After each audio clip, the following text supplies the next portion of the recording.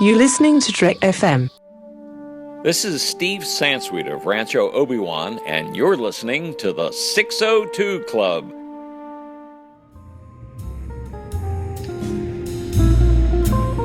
There was a little bar in Mill Valley where all the Starfleet trainees used to go.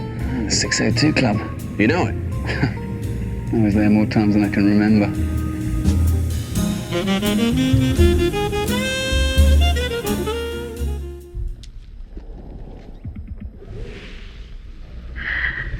Louise. I am Louise. What is that? Is that a new symbol? I can't tell.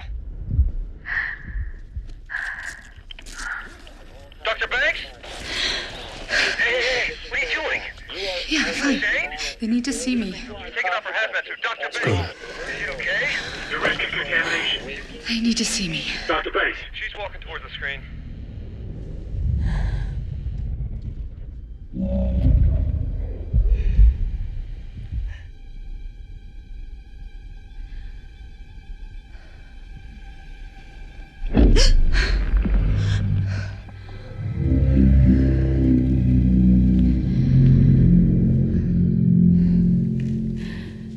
Now that's a proper introduction. Welcome, everyone, to a special supplemental episode here in the 602 Club. I'm so excited to be in here. Ruby just let us in. We had something really important we wanted to talk about this week that, just came up on the schedule, and we're like, we need to talk about this. So I'm so excited to be here. Before we dive into the supplemental there, just a few things for everyone. One, huge thank you. Got a brand new 5-star review from Blade Runner 78. And the tagline for their review, best podcast ever. I don't know how you beat that. So all I've got to say is a huge thank you to them for going to iTunes to do that for us. It really means a lot. Helps the show grow immensely. And so, again, if you want to find any of our shows here on Trek FM with the 602 Club, iTunes.com/Trek FM. And to help us grow, reviews, ratings do wonders. So again, thank you so much there, Blade Runner 78. Of course, you can find us on Twitter, at Trek FM, Facebook, facebook.com/Trek FM, the listeners only discussion group, which is the Babel Conference there on Facebook you can find, which is fantastic. You can find that through typing Babel into the search field on Facebook, or you can be at our website, trek.fm. Any of the show pages, click discussion on the menu bar, and that'll bring you over there. So, and if you'd like to send us some feedback on the show, we love that. Trek.fm/contact. Choose a show, choose the 602 Club. That'll come straight here to me. You get to share that with any of the hosts that have been on that week. And last but not least, love getting voicemails. Speakpipe.com/TrekFM. You can leave us a voicemail and we'll get it. And we've got a great supplemental here for you guys. Just so much going on in the world of film and TV these days. Fall has become, I think, almost the new summer, where people are really looking forward to fall films. And we wanted to get together and talk about the brand new sci-fi original film based on something original, not something that's, some franchise or some other star thing. No, this is based on a short story, so we're so excited to be here. And for the first time ever in the 602 Club, proud associate producer of the 602 Club, the one, the only, Ken Tripp. Hey, good evening, Matt. Thanks for having me aboard. It is fun. It's the first time we've ever spoken. We've corresponded a lot for the last couple of years, but it's a real pleasure and honor to finally be on the show. Wow, it's great to have you here. Hopefully Ruby is treating you well, getting you anything you want. First time in the 602 Club is on the house, so make sure you order something special. And we're back with Richard. Richard, how's it going, man? It's good to have you here. I'm doing good. Thanks for having me back. Very excited to be here talking about Arrival. Yeah, I'm really excited about this. As I said, one of the things about especially fall, there seems to be a lot more originality maybe in fall than you necessarily get in the summer. And seeing this one and the trailers for it, I thought it looked really interesting. Obviously, a movie about aliens arriving and trying to communicate with them. That's been done before, but I didn't know until you mentioned, Richard, before I saw the film, that this was based off a short story, a short novella called Story of Your Life by Ted Chiang. And so I immediately, after watching the film, went out and bought the short story collection so I could read this. I wanted to ask you, what helped you find this short story? Was it just seeing that they were a Nebula winner in 2000, or what made you pick this one up? Well, originally, when I saw this story for the very first time, it was recommended to me by a friend while I was actually, funny enough, in Iraq. And at that time, I was burning through books, trying to keep my head straight out there. But it was one of those books that really stuck to me back in those days. And I can't remember. I think the reason why she was it recommended this book is obviously I'm a sci-fi reader, as well as it's a very thought-provoking kind of book, especially the rest of the stories as well. But like it's very. I mean, she did it for a college paper of some sort, a college class. And she just told me about it, and I absolutely loved. I loved it back, and this was back in 2003, so it's been a long time. Yeah, no, I mean, yeah, this story came out, I think, in 98, 99, somewhere around there, and it won some awards. It won the Sturgeon Award in 99. It won the Nebula for Best Novella in 2000. So it was a well-known story. Ken, had you heard at all the fact that this was a short story, or did you just see the trailers and think, oh, this movie looks good? No, it was just the trailers. I didn't know about the short story. So for me, like you, Matthew, I was like, okay, something original, something new. And because I saw it today, and it had been getting some pretty good reviews coming in, you know, I did kind of read a little bit online what was happening before, and that's where I saw that it was a short story, and there was a couple of people that were pointing out the differences in the two, but I didn't get into that piece of it because I just wanted to keep it whole with what I saw this afternoon. But I was really excited, just like you guys were, to see something new, original. And in the fact that it has Amy Adams in it isn't a bad thing either. She just seems to be in a lot of good movies. She just does. So I see herself attached to it, and I think, okay, this has got to be a classy movie. That's what I thought, and it was. So it was very enjoyable.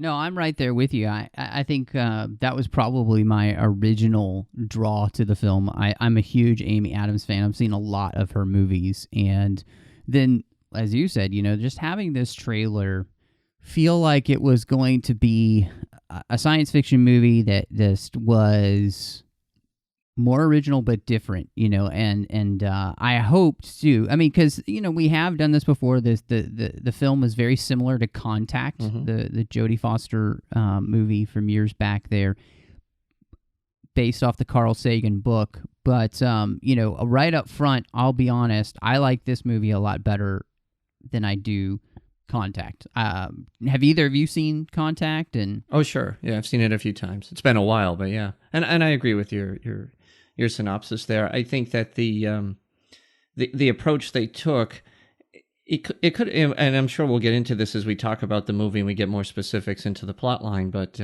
I thought it was really well made. It was very, very emotional, and that it was something I really wasn't prepared for, to be honest with you, when I walked in and how I felt coming out. So yeah, it had an impact, and it made you think a lot. Contact was a fine film on its own, but it wasn't to this depth. It was far more emotional.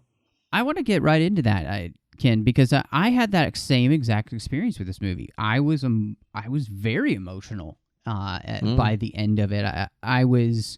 I'm not gonna lie, I shed a few tears in this film, which I was not expecting whatsoever, and I wondered, what was it, do you think, about the film that moved you? For me, Matthew, it's funny, when it comes to movies, and if there's anything that involves children, I sometimes have a tough time with it, you know, being a dad and all that. And since my first son was born, ever since, I've had a tough time sitting in movies like Ransom. You know, I remember wanting to pull the chairs off the seat. I just wanted to get out of there. And though this movie is nothing like that, the tragedy that occurs in this movie, or you know, the whole piece of it with her daughter, and watching that whole experience brought me down to tears as well. very much up front in the movie and then throughout all of it, especially when it kept circling back. And I think it was that connection and the very powerful message in this film, which I'm sure we'll dive into as well. And I don't want to get too far down before Richard and I'll get a chance to talk, but that's really what it was. It was centered on the life experience of the child and how that plays into the film and how we need to look at things differently. And I mean differently from the lens of this movie, which it really does throw you. It takes you on in a real emotional ride, and it was deep. It was just very deep. What about you, Richard? Do you feel like the film moved you emotionally in a way that you maybe weren't expecting going in? Well, I mean, yeah, I was excited just like everyone else was that was in there, in the theater. I actually saw it on Veterans Day. Yeah, I wasn't expecting, I was expecting like a real sci-fi movie where, well, I mean, obviously I've read the short story, so I kind of knew what was going on from the get-go. But at the same time, I didn't realize, I mean, because I was the same like Ken, I didn't realize how hard it was going to hit me because I had my dad there as well as my 6-year-old daughter. And I think it hit me harder because my daughter was there and then my dad was there. And it was like Ken said, it was a really, oh my God, I'm getting emotional now thinking about it, but it was a very emotional roller coaster, because I mean, I guess we'll talk about the story a little bit later, but I mean, it's a very powerful story. And to me, it was a story of what makes us human. Taking the time to cherish those moments, especially with our children, especially and even not even just with our children, but also with our parents and anyone else that's within our circle of friends and closest family. Because it definitely hit hard.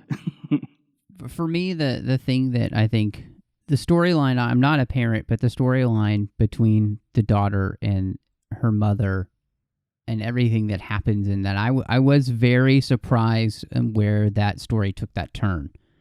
And especially with what you learn in the film about how Amy Adams' character Louise learns this ability to know what's going to come in the future because of everything she learns from the aliens, and knowing that she will suffer by having the daughter, but also experience immense joy at the same time, and choosing to do both was an incredibly moving moment for me, that she chooses life and life in all of its glorious mess. It's a beautiful thing. But then on top of that, the moment when she realizes that she can find a way to say exactly the right thing to make the Chinese military leader turn because of the gift that she's been given.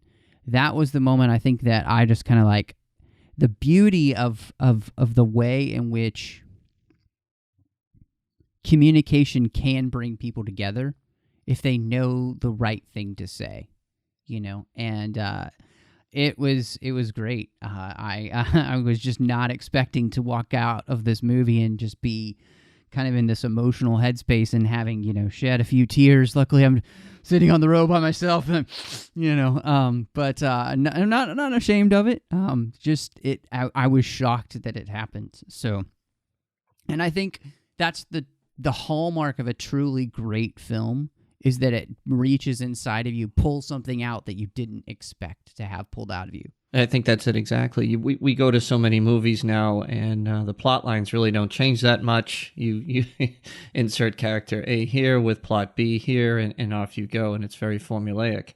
In this one, you can't outguess it. You can't get in front of it, which for me is torture sometimes, especially when the suspense starts to grow.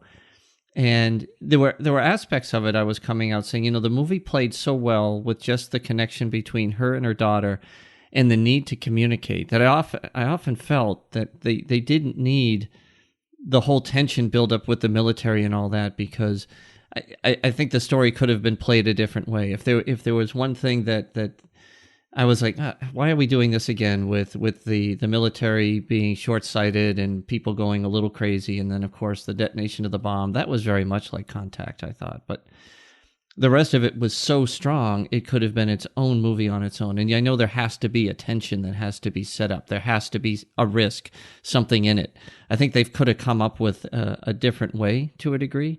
But, however, it played so well, and such a surprise, especially the ending with Jeremy Renner's character. That I didn't see coming at all, and it was just amazing. And it's like you got us. That's how I felt coming out of this movie. It's been a long time since I've walked away from a movie going, "Wow, they got us all the way around. They got us on the intellectual level, the emotional level, the entertainment level. It really was a knockout, and it's something that I'm sure once seen again, there'll be other little things that'll get picked up.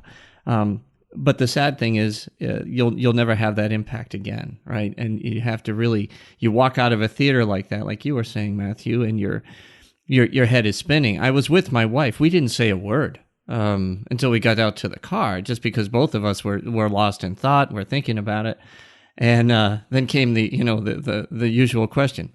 Well, what'd you think? And then it was good, but it wasn't even the time to answer it. We still needed more time to kind of process it. It was quite an adventure. And I think, as you were talking, this whole idea of communication, and if you've ever been to therapy, if you've ever been to couples therapy, any kind of therapy, you'll learn, and I think most people realize that communication is the key to everything. And what I love that there's that point in the story when they're flying to Montana, where one of the ships have landed, and this is one of the differences from the book.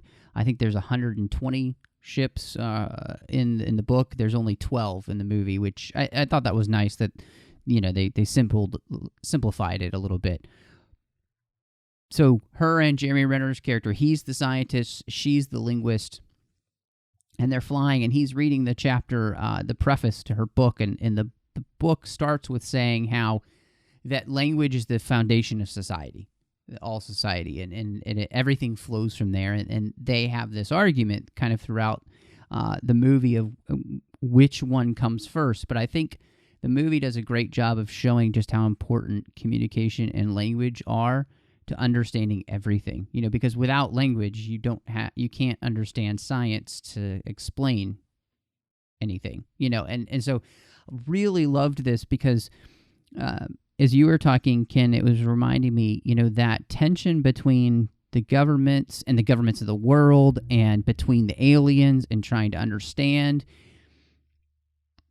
I felt like this movie was exactly what the entire world, and especially in the United States, that we need right now.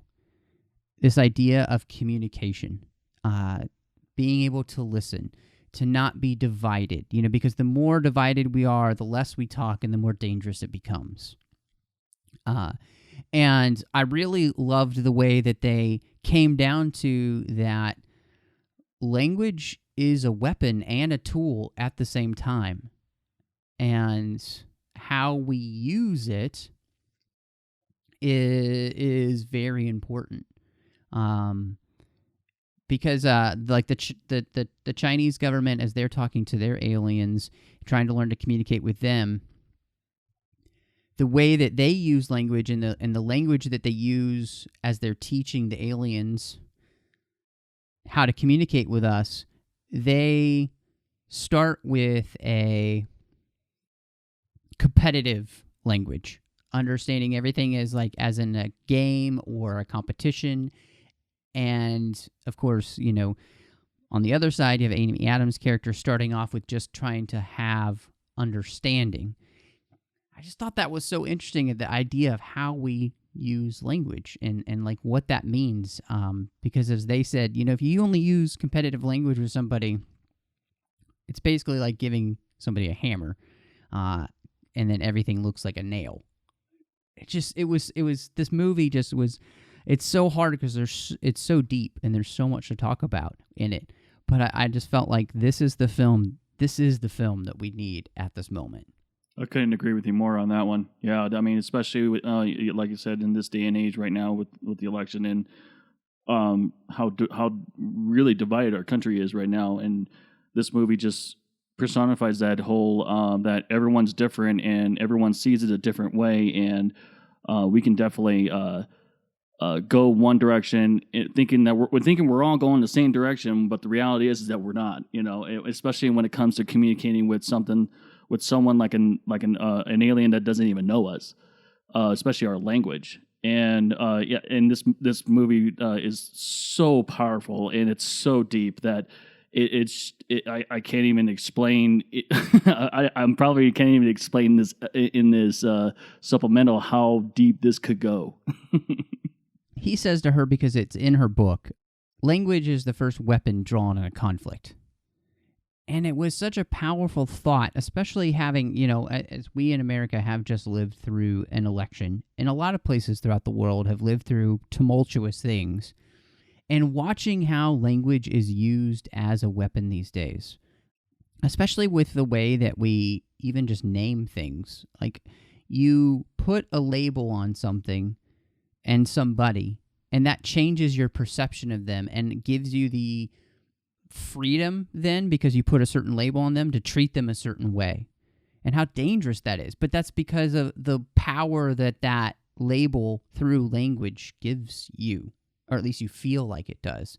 And just the idea of this weapon that we wield with our tongues all the time, because we aren't careful, and we use it to give us license to do terrible, terrible things. And throughout the movie, you see that play out, because is this misunderstanding with the aliens.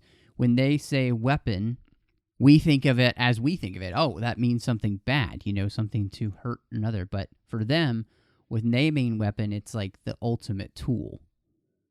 And it just, the way in which all of that comes together throughout the movie, talking about communication, understanding language and its importance, was just beyond brilliant.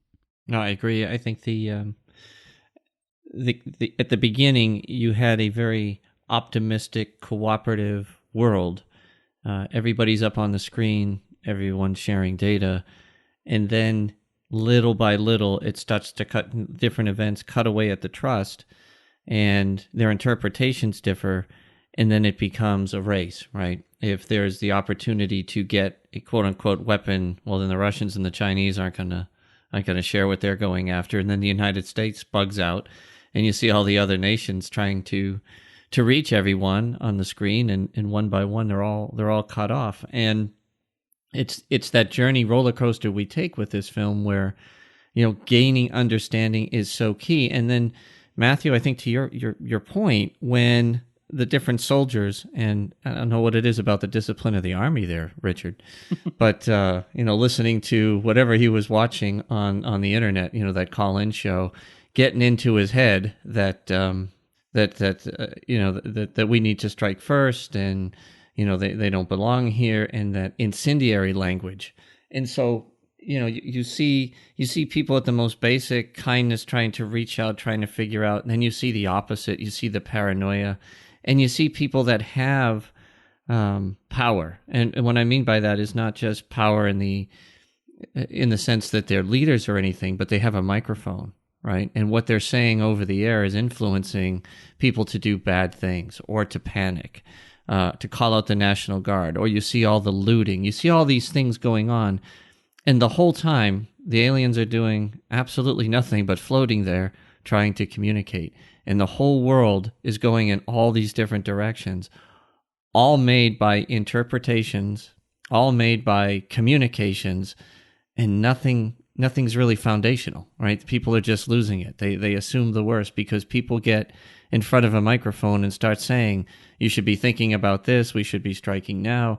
And I guess that was what I was saying at the beginning, where I kind of struggled with the movie a little bit, is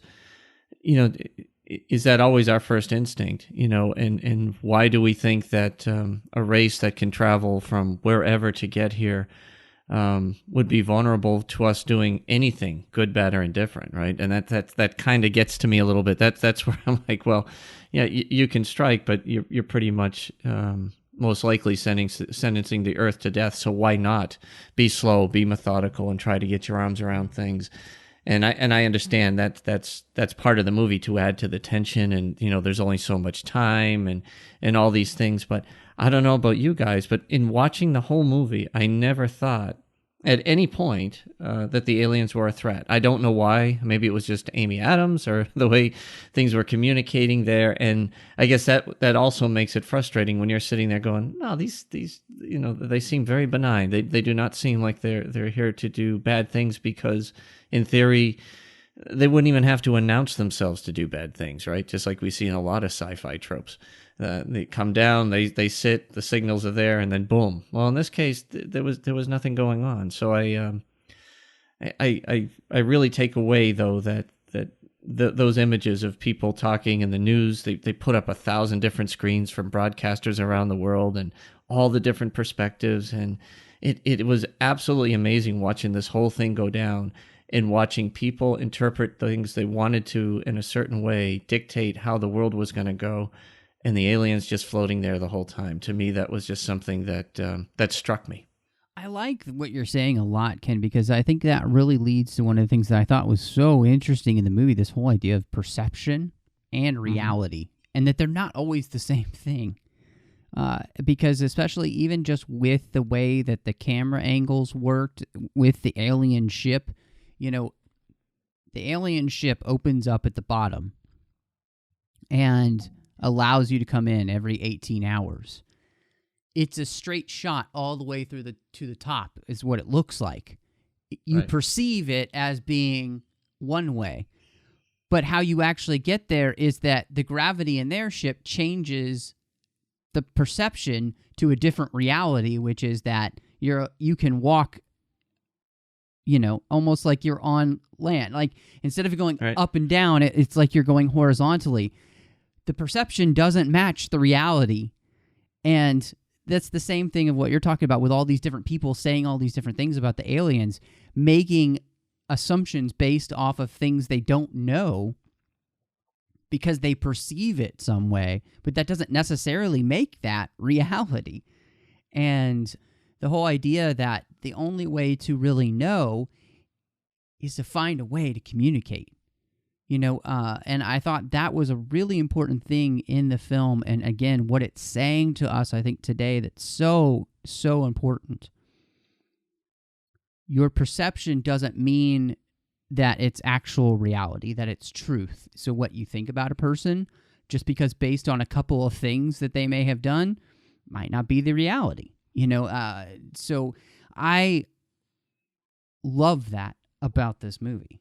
And I think the thing that, really brought that home is just the way just brilliantly, the way they moved the camera even, throughout the film. I just thought everything was, I didn't feel like there's anything in the film that's an accident.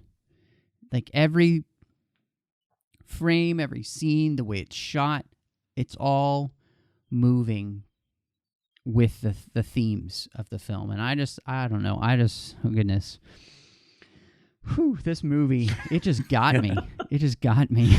Yeah, I think it got us all. And I like what you're saying there, because you're right. And that's why I say I'm sure when I see it a second and third time, there's going to be a lot of symbolism that was missed on this one, because it's so intense, and its mood, right, is dark and cloudy. It really pulls you into a space that you almost feel like it's a surreal environment. But again, the entire time was non-threatening, and even the Chinese general at the end proves to be more than human, which was kind of a nice thing. The way it wound up, like I said, I understand the journey they had to get us on, but I did like the fact that there was a reason that they were acting a certain way. But I guess, Matthew, Richard, one of the more interesting aspects of this is there seemed to be a race, right, to get information, to drive home and try to figure out what the motives of the aliens are, which makes absolute sense. Everybody wants to know. We think of it this way, and Amy Adams' character, Louise, at the very beginning is like, this could take months. This could take a long time. There was no threat that could be perceived from the aliens other than they were there, and the race was brought on by the competitive nature of the different nations trying to get at that information first and figure out. Now, I'm not saying it's necessarily wrong because everybody's anxious. You know, I could certainly imagine that if that same circumstance happened, we'd all be in our living rooms going, what's next? But at the same time, if the approach was, this is going to take a while, and it could have been somehow communicated and other nations weren't so aggressive in trying to figure things out, the understanding would have come, and it would have come without all that risk, you know? So it's patience too that needs to be learned. We're so used to wanting the information now, that sometimes, just like, you know, you see a lot of people, and my daughter's age, she's a college student. These are interesting times for this kid. I see that. And it's like, we got to understand this right away. And if they haven't been able to figure it out, they're going to throw something out there and say, this is what it is, versus then really knowing what the point was or what they were trying to do. And that was another interesting aspect to me. It's like, you know what? Sometimes you just got to go from step 1 to step 2 to step 3 to step 4 to get there. There is no express button. There is no turbo button. We gotta pace ourselves so that we get this right, because one thing that was never articulated is, if the human race was in jeopardy, you know, it would be really important for us to make sure that we get off on the right foot with these aliens right off the bat, and being slow, methodical, and patient. Instead of, you know, warships with all their weapons trained on it, the military with tanks all on it. I mean, just the whole approach to this thing was very. It really was the opposite in many ways of Close Encounters, wasn't it? So it's just that's what I mean. This movie gets you thinking about all these different aspects, and you start playing around with your head. But there's a lot of times, especially all of us being Star Trek fans and all, where we look for the messages and the meanings and the understandings, and this movie's got a ton of them, and I think we've only been able just to begin mining it all out. Yeah, I think I'm going to take the opposite of you on this one, Ken, on some of the aspects, and I hate to be a negative Nancy on this one, but as my daughter described them as the octopus people, actually they're called hectopods in the movie. I really think it's an insight of how we look at how we would respond to, like you said. I mean, they're just floating there in space, or I'm sorry, in the air, not doing anything, wanting to communicate with us. But I have a feeling that that's exactly how a lot of people would respond to that. I mean, around the world, especially. And I don't have any research to back that up or anything like that, but it's just a feeling as I was watching the movie, and Richard, I'm not saying that isn't how we would respond today. I think it's just another lesson to show why being patient, being methodical, you know, we have to learn patience. Well, this also okay. I'm not taking away from your argument, but this also was a 2-hour movie that was in the span of 3 months or something like that. But no, I get what you're saying. No, I think both of you are actually coming at it from just different sides, because Ken, you're saying that, you know, what you wished is that we would have a human race that's more highly evolved, that wouldn't be the kind of people who use every quote-unquote crisis as an opportunity to loot and to go crazy, and, you know, because that's what we see around the world in this film. But really, I think that the reason that is that the movie plays on that idea of the fear of the unknown. Right. When you don't know something, when you don't even know how to communicate with it, that scares us as human beings. And so what the movie, I think, does a great job of is showing how it is so important for us. It is paramount for us, even just as a race, a species of human beings, to be able to break the walls down through language and good communication so that we don't have a reason to be fearful even of each other. and how important that is, because otherwise it leads to what we see in the film. I mean, just take the aliens out and just have people being fearful of each other. It leads to these kind of things. I mean, honestly, just look at the news today. Any day you want to turn on the news, there's riots somewhere and protests and, I mean, all sorts of crazy things happening because it's a fear of the unknown and an inability for us as a race to be able to communicate with each other in a way that is honest and true and isn't incendiary and used as a weapon, and again, all these things that the movie's talking about, and the way that all the themes kind of flow together was really beautiful. So I love how it shows us at our worst and gives us the best in a couple of characters like Amy Adams and Jeremy Renner. So we have people to look to as what you were saying, Ken, what you would hope to see in the, if this ever happened. Well, I'm quite certain that everything that the movie showed is exactly how it would go down. By the way, I'm not ignorant to that. I'm just saying that there's lessons here and things to think through, and it is amazing to me as I look at the world today, and I see how people are defined and how quickly they are, or a situation is defined as being this or that to fit a narrative that people want. It's reality gets lost, and so in this case, I'm absolutely certain that everything that we saw would go down, probably faster. I don't think they'd wait 3 months, to be honest with you, but that was my main point, and like I said, and I only have to go as far as the mirror to understand that, I don't think I would be the one with all the patience in the world waiting either. So I do get that.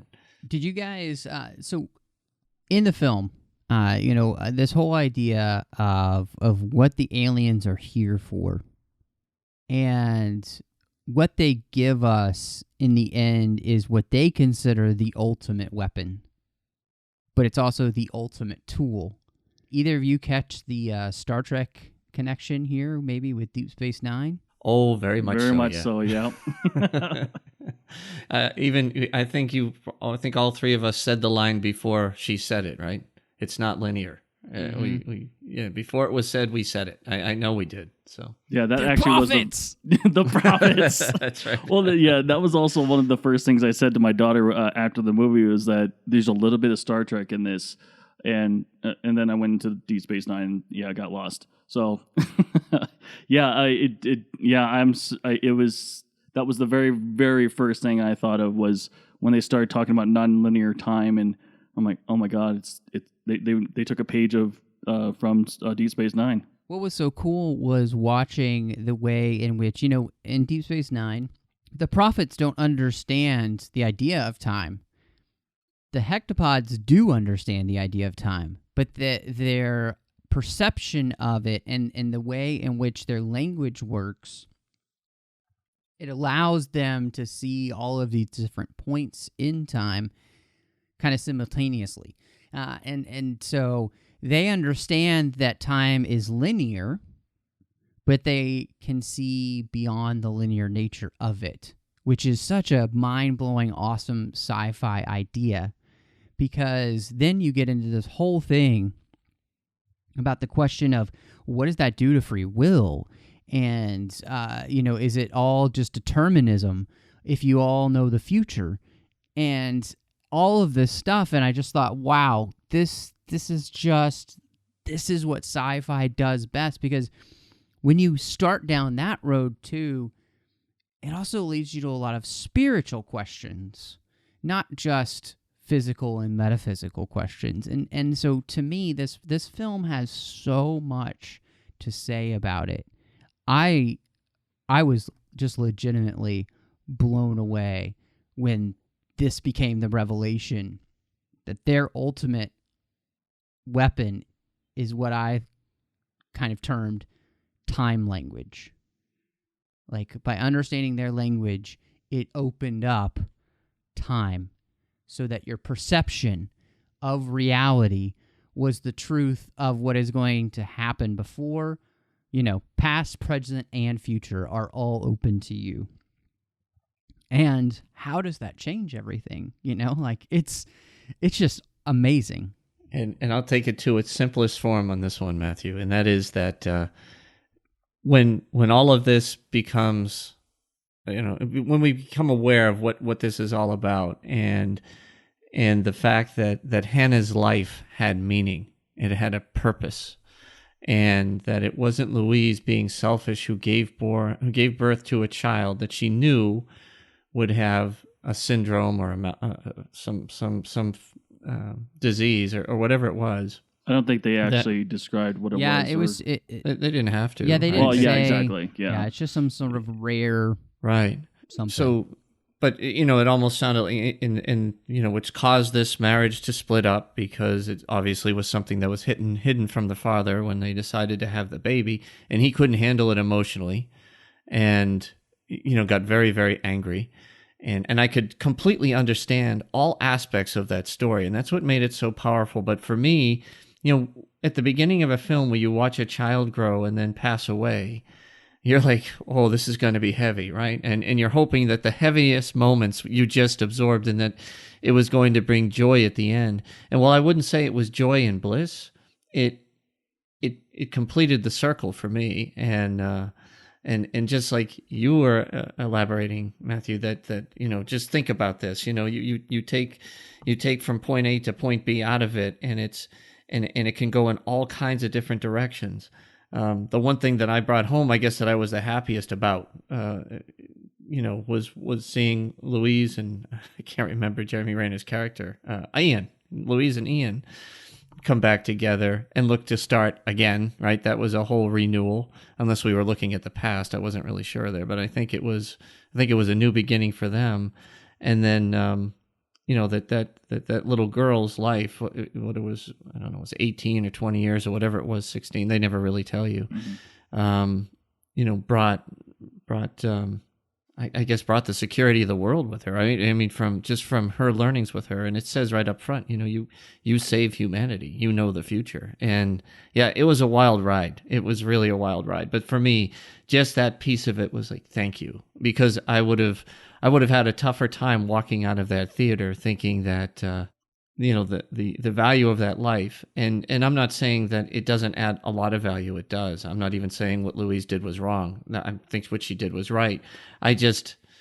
You just can't stand to see a child suffer, right? And it's mind blowing to think that you would have a child knowing the second we're born, we're sentenced to death, but you don't want that sentence to be anything less than 75 years, right? I mean, that's the thought process. And so that was just an incredible thing just to ponder on your own, that has its own theological and philosophical discussions. That piece of it could just be a great talk, right? You think about it. And I think one of the really amazing things, because the question becomes for her, because she is the one who's really gifted with this gift. Mm-hmm.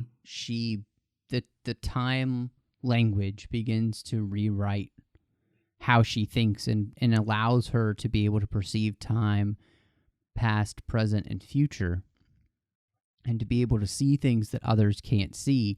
It's also what allows her to save the world. What I loved about it is the question became for her, if you could see your whole life, would you change anything? Even the pain?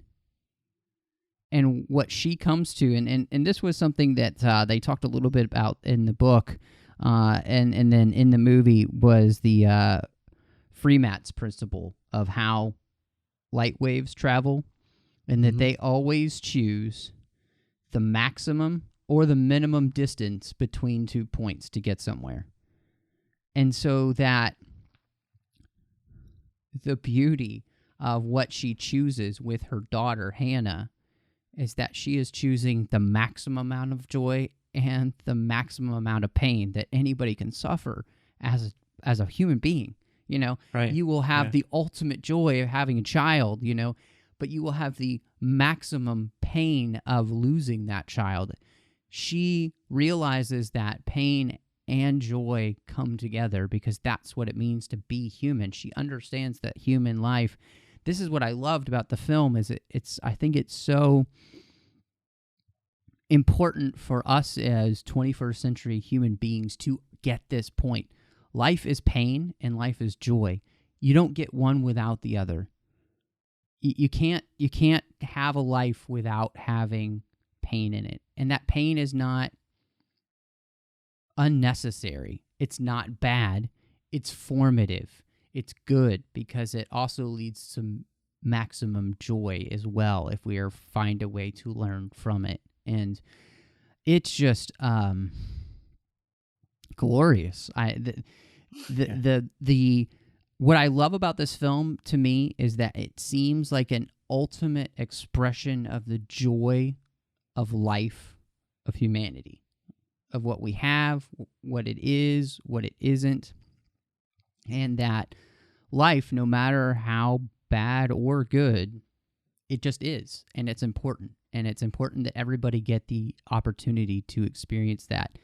She didn't take away from her daughter the opportunity to experience life just because she knew she wasn't going to live as long as we all would have wanted her to live. She still deserved the chance, her daughter did, to live and get to experience life for as long as she would be here. Because, as you said, Ken, nobody knows how long we're all going to be here. I could die in 5 minutes. That's just the reality of the situation for us as human beings, So the incredible message of, for her, knowing the future didn't change her from changing that future.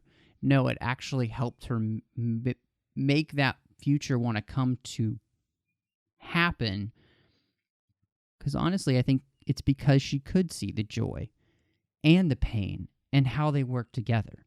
And isn't that what so frustrating as humans? We're so finite that we barely get the opportunity to understand both of those things in our own lives, And again, it's about perspective. When you have a broader perspective of being able to see what's to come and how it all works together, it kind of helps when you know how the puzzle goes together, I do. I think the other part of the message too is the message about love, right? And unconditional love. And it's interesting that even though it's not played as much, Louise would not have been successful without Ian.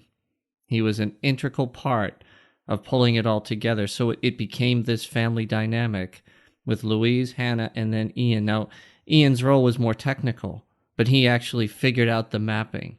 He opened up a lot of the doors that she was able to walk into and figure this whole thing out.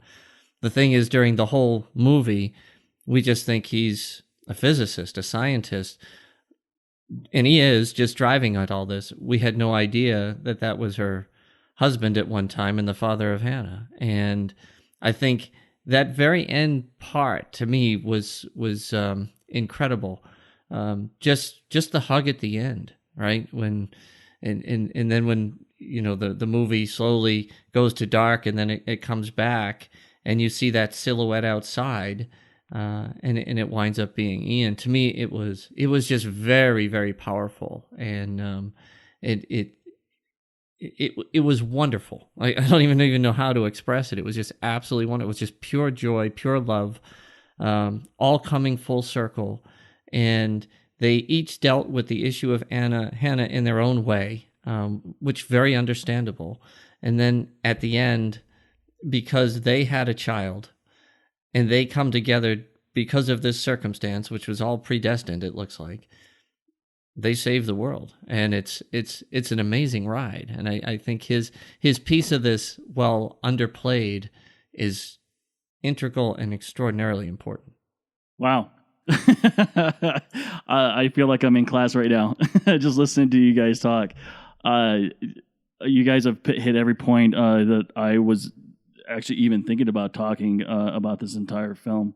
Wow.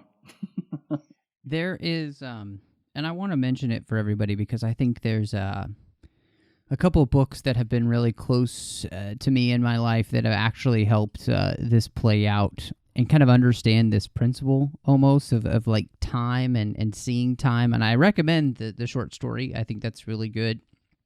It's worth reading. Story of Your Life, if you can pick it up. another book by one of my favorite authors. The author, her name is Mary Doria Russell, and she wrote 2 books. One's called The Sparrow, and the other is called Children of God. And the storyline, because of the space travel that is involved, allows a character to live for about 150, 200 years because of the relativity of space travel. And through that, the author is able to allow the main protagonist to experience the perception of time more in the way that Louise does, where she can see the future, basically. And for him, he gets to experience and understand all of the different ramifications of all of the different things that he went through in a way that most humans don't, because we don't usually live long enough to really see the full perspective of it all. And I love that, and I just wanted to reference those because I think it helps us understand as human beings why we get so frustrated, why we have this fear of the unknown, because we don't know the future. We don't have that perspective of seeing from the outside in of what's going to come, how it all works together, and that's what leads us so fearful, and that's what makes it so important for us to try and find ways to communicate with each other in which we don't automatically throw a label on somebody so that we can treat them in a certain way that allows them to do the same thing back at us. There's so much more to it than that, and I just think this movie portrays that beautifully, and I have to give the cast a lot of love here because I think Amy Adams, Jeremy Renner, and Forest Whitaker, the real leads of this film, are just phenomenal. And really, I think it becomes the interplay between Amy Adams and Jeremy Renner that really becomes the most important thing, and they do a phenomenal work. So I just really wanted to give them all the props because I think they really deserve it because, you know, they together, and really Amy Adams at that point, they carry this film. They bring you on all of that emotional journey. They make you feel everything, not in a way that feels manipulative. It just feels so beautiful and just real. And that's, you know, that's the kind of acting that just makes a movie sing to me. I agree. I'll bring it down. This has been a very deep and heavy conversation, and I think it's okay if we go a little lighter for a second here. I agree. I thought that the cast was pretty solid. I could not figure out Forest Whitaker's accent. At first, I thought it was British. Yeah. Then it sounded very Boston. You know, being from Boston, and it kind of trailed between, you know, I don't know. It was however he was playing this when he first walked to her office in civilian clothes, calls him Colonel. I could have sworn he was speaking with a British accent. And then it changed a lot, and his dialect changed a lot. And it was, I think, because we probably all, well, being in podcasting, listening a lot, and going to movies, you in Star Trek's always been fun with the dialects and stuff. You pay attention to it.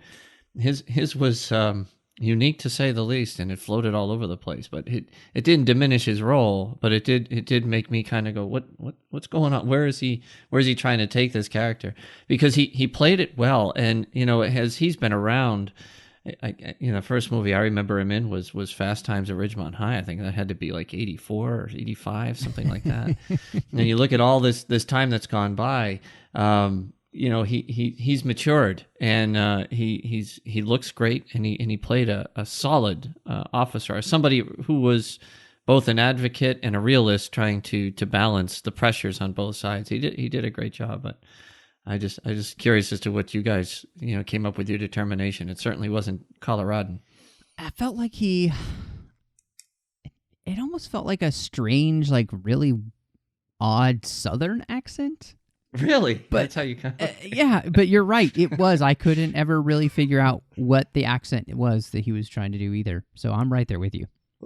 Yeah, I actually thought it was a Boston accent as well when he first spoke in his first scene. Yeah, I thought the same thing, and yeah, I was thinking of you, Ken. Okay, but at any rate, that's just one little thing. But overall, I thought the cast was great. The music was powerful. It wasn't something that I don't know. It was kind of hard to describe. I was definitely paying as much attention to it as I could, but there wasn't anything bombastic or striking about it because it didn't need to be because of the mood. It portrayed the mood, which foretold that this child was not going to have a happy long life. You could just kind of tell by the music, the way it was playing, that it hinted at something sad.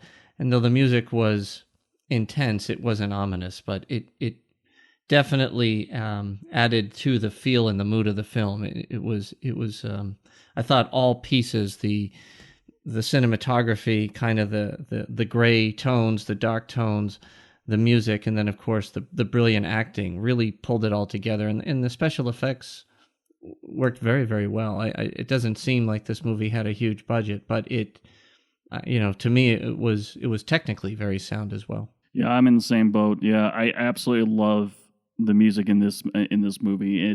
That was one of the my favorite parts of this whole entire movie was the flashbacks. Well, future flashbacks, but or whatever. But like it was one of those. The music, obviously the music during the time of the flashbacks was very subtle. And at times, yes, it was even sad, and you could feel. I mean, when the Hannah was dying, you could definitely feel the how deep the music was to make how sad it was for a time that obviously she's dying, and when a parent bearing or even seeing their child die is not really a good thing at all. But it's very traumatic, I'm sure. Yeah, and like I said, it's one of my favorite parts of the whole entire thing was the flashbacks. I mean, throughout the whole entire movie, yes, and I mentioned that my daughter was with me. It's one of those things that, funny enough, lately I've been thinking about my daughter and how I communicate with her, and how she sees it and how I see it, and it's a communication lesson between the two of us. On I try not to hurt her feelings or make her or have her understand how I'm seeing it, and then vice versa, making it fair on both sides. But I mean, like I said, throughout that whole entire movie, my daughter was right there. She was quiet watching the movie, and it just those scenes brought me to tears, because it's like, what if I do something that she doesn't understand, that it's gonna bite me in the ass later down the road, or how do I communicate effectively to her something that I feel is important to me, it's especially lessons in life and just my basic moral. Yeah. Man, sorry, we went deep again. No, I love it about this movie. I love that there's legitimately so much in it that keeps me thinking, and I to me, that's the hallmark of a great film, one that has a wonderful story and incredible themes, and the ability to just make you continue to think about the world in which you live and your place in it and everything around you in a new and interesting, or even just critical or thought-provoking way. Like, I just love movies that can change your perception or thoughts on reality because of the way in which they do such a good job of helping you think about something maybe just from a perspective you hadn't before. And I think it's fantastic. I guess that really leads me to you guys, because I do feel like this is one of those films that we could continue to just dig into and talk about, all day long. But we don't have that much time. So I guess because I would love to do this in a way that allows people to really understand how much we liked the movie and if they should go see it if they haven't. And so let's do this out of 10 because it gives us a lot of leeway there. Out of 10, Richard, for you, what do you think for Arrival? Knowing what I already knew from the book, I already, like I said, I already knew what was going to happen, and well, for the most part, and then actually watching the movie on like I said on Veterans Day with and it was even worse with my daughter next to me, but and on how emotional it was. But if I had to do it out of 10, it would be a 15. To be quite honest, because it was way over the top. That I was expecting just a regular sci-fi movie, not an emotional roller coaster that I experienced. What about you, Ken? Well, I don't know about 15, but I know where that's coming from. I would say it's a solid 9 out of 10, and that's just, there's a lot of good movies, but I think what separates this, if you were to ask me in the last year, I would say 10 out of 10. Last 5 years, it's still up that high. It's hard for me to remember a movie in recent times where I was taken on a ride like that. And I'm sure if I was to be able to clear my head, because I'll tell you, for all the listeners there, and I'm hoping you've seen it because we spoiled it like crazy, but it takes you on such a ride, on such a journey, and it actually fogs and masks. I was trying to think, we talked about Contact. There was a few elements of Signs in this movie. There were elements from other movies in it, but it was just no one single movie that I know of has put it together as well as this. And for this year, when I think of all the films that have come out, and there were some pretty good films, and they were mostly popcorn movies. This was as intense as it gets. I mean, I would say, Batman versus Superman, kind of the extended version anyway, really took me for a good ride. I thought it was well done, but this one, from an emotional level, it's been a long time since I've come out of the movies feeling like this, and emotionally over the top, and but yet happy, and so it did its job. This is what you go to the movies for, folks. Let me tell you that. If you really want an experience, it's a great experience. Sorry, I'm babbling, but no, I'm right there with you guys, because I'm having trouble. Like, how do I explain how good I think this movie is? And so I'm right there with you both. I think this is, for me, it is a 10 out of 10. 5 out of 5, whatever your rating scale is, that's what it is at the top. And I'm looking at the list of the movies I've seen in the theater this year in 2016.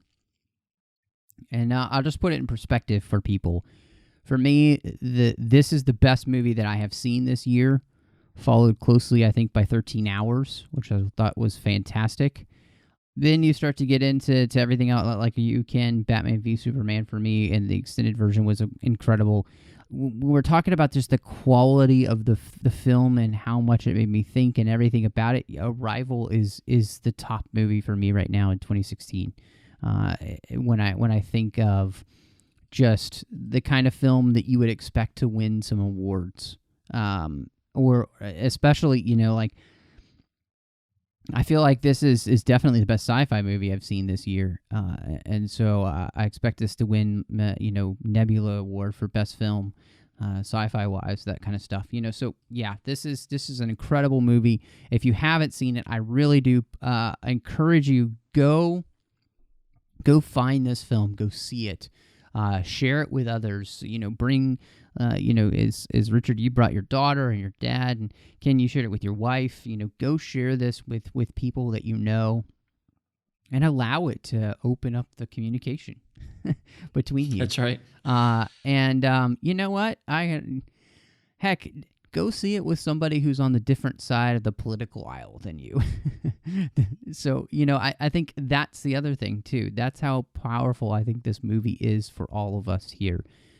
And around the world. So I really do hope that people will go see it.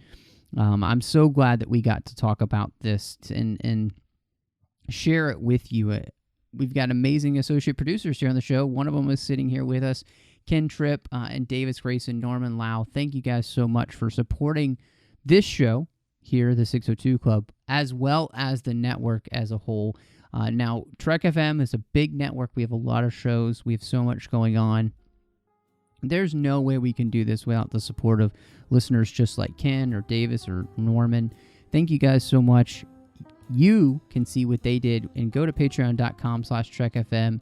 See how you can be part of our team. Honestly and truthfully, every little bit helps. It doesn't have to be a lot. Every little bit makes sure that all of the shows keep coming to you each and every week. So just go over to patreon.com/trekfm, and I hope you'll sign up to be part of what we're doing here with us. Now, Ken, it was fantastic to have you here in the 602 Club. I can't believe it's taken this long to get you on. We're going to have you back, but let everybody know where they can find you and what else you're doing here on the network. Yeah, we'll do. Well, first, thanks for inviting me. It was talk about coming on with a heavy movie, huh? This was a great conversation, and I really enjoyed being on the show with you and Richard. It's always been a classy show. Obviously, one of my favorites. So to be on it, pretty cool. Anyway, you can find me on the network as a co-host of Standard Orbit with my friend Zach Moore. And I'm on the Babel Conference quite often, and you can find me on Twitter at BostonSCPO. Well, Richard, it's great to have you back.